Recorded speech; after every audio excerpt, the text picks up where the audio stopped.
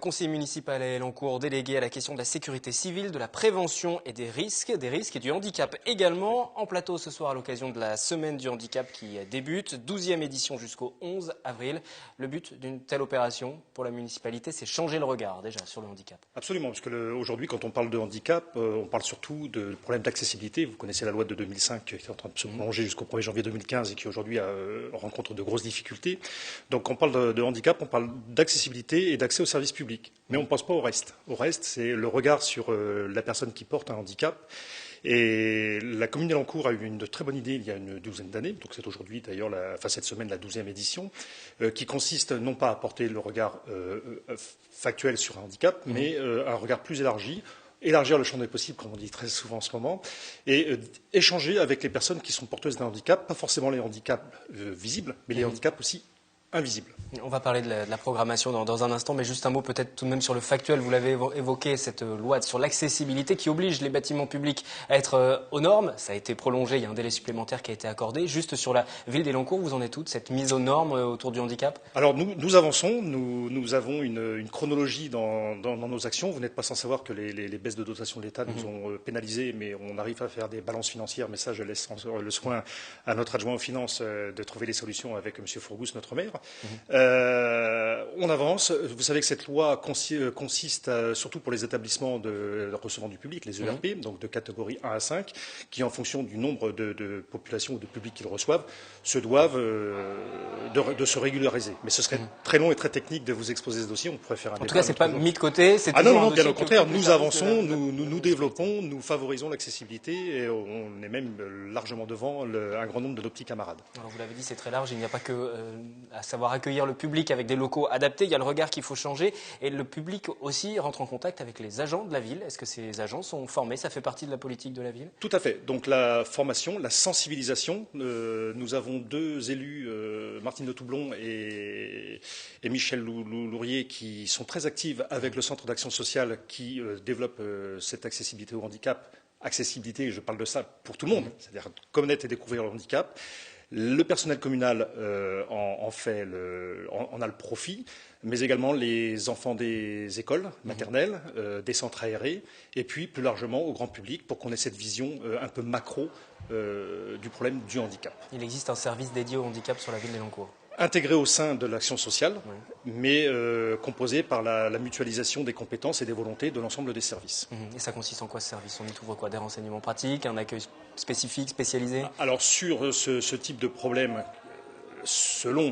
vous avez la partie administrative et la partie technique. Donc la partie technique, on en a parlé, c'est l'accessibilité et tous les problèmes de déplacement, liés au déplacement. Skybus d'ailleurs travaille énormément sur ce projet, j'ai eu l'occasion de les rencontrer il y a peu de temps. Et sur l'aspect administratif et l'aspect humain, c'est-à-dire aider les personnes qui ont besoin, et on n'a pas encore été assez loin dans ce domaine, mais bon, on ne va pas jeter la pierre, aider ces personnes, les accompagner pour pouvoir résoudre des problèmes du quotidien, tant financiers qu'administratifs qu'ils rencontrent. L'échange, c'est le mot d'ordre de cette semaine sur Elancourt qui vient de s'ouvrir et qui va débuter jusqu'au 11 avril. Cet échange, justement, c'est difficile de créer du lien ou tout simplement de changer un petit peu le regard sur les personnes en situation de handicap. Comment on peut faire changer tout ça? Alors tout à l'heure, on a échangé également sur les risques. Les gens, la population en règle générale, ne se sent concernée par le handicap que quand elles ont une personne qui est touchée par ce même handicap. D'où notre échange de tout à l'heure sur le handicap invisible qui touche énormément de personnes. En France, le handicap, c'est 15% de la population. C'est énorme. On a des centaines de milliers de personnes en fauteuil, donc qui ont ces problèmes d'accessibilité. Mais il y a l'autre regard qui consiste à mettre en avant l'aspect humain, connaître l'autre et avoir une vision complètement différente des handicaps qui peuvent se gérer au quotidien. Et ça passe aussi, cet échange, ce changement de regard par le sport. Il y a beaucoup de partenaires du monde associatif sportif qui, sur cette semaine, les associations de Montigny-le-Bretonneux ou encore d'Elancourt qui font du hand-fauteuil, par exemple. Ça fait partie des animations de la semaine. Oui, nous avons l'association Elancep, Discover, enfin d'autres associations que je ne cite pas, qui sont très actives dans ce domaine. Vous parliez de handball.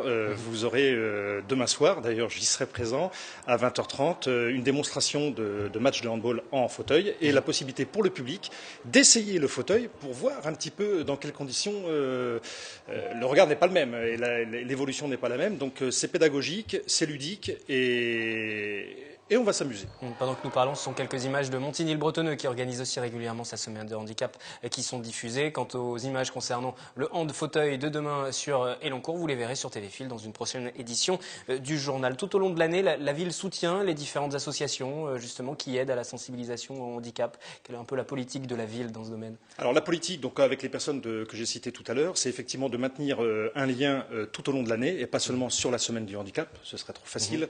Donc ce lien social permanent avec les personnes à mobilité réduite, parce qu'on parle aussi des personnes âgées, nos seniors, qui parfois ont des problèmes de mobilité, qui ne sont pas des personnes porteuses d'un handicap au sens du dictionnaire, mais avec des problèmes d'arthrite, donc de déplacement, de pénibilité. Et là, notre service social avec des gens adorables est très, très pertinent dans ce domaine et va toujours à la rencontre chaque jour, les accompagne dans des déplacements, reste à leur disposition pour pouvoir échanger avec eux, traiter de leurs problèmes au quotidien ou quelle que soit la nature du problème. Et ça, c'est franchement sur Elancourt, c'est plus un effort, c'est une continuité depuis 12 ans et ça ne va qu'en s'améliorant.